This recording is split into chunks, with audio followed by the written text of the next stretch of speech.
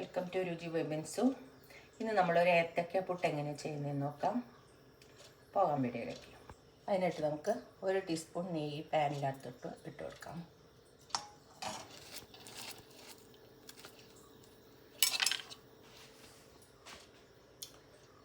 നെയ്യ് ചൂടായിട്ടുണ്ട്. നമുക്ക് ഈ ഏത്തക്ക അതിനകത്തോട്ട് ഇട്ട് കൊടുക്കാം.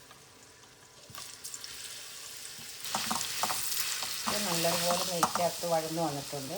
ഇനി നമുക്ക് ഇതിനകത്തോട്ട് തേങ്ങ ഇട്ട് കൊടുക്കാം.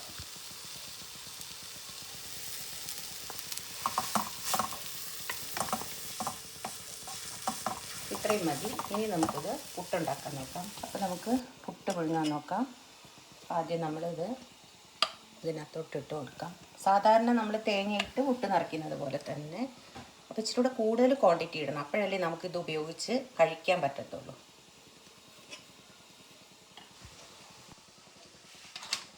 ഇത് നമ്മൾ നെയ്യ് ചേർത്ത് ഏത്തയ്ക്ക വഴറ്റിയെടുക്കുന്നതുകൊണ്ട് ഇത് ചൂടോടെ തന്നെ കഴിക്കാൻ ശ്രമിക്കണം.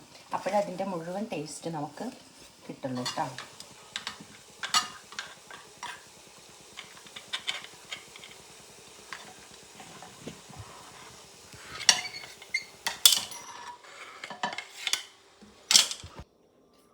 അപ്പോൾ നമുക്ക് ആദ്യം 2 കുട്ടിപ്പപ്പടം എടുത്ത് വയ്ക്കാം. പുട്ടിൻ്റെ കൂടെ കഴിക്കാനായിട്ട് പുട്ടെടുക്കാം.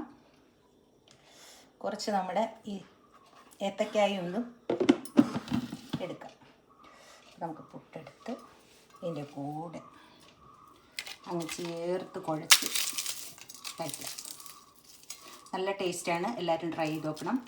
ഫീഡ്ബാക്ക് അറിയിക്കണം. എല്ലാവരും സബ്സ്ക്രൈബ് ചെയ്ത് തന്നെ കാണാൻ ശ്രമിക്കണം. Thank you.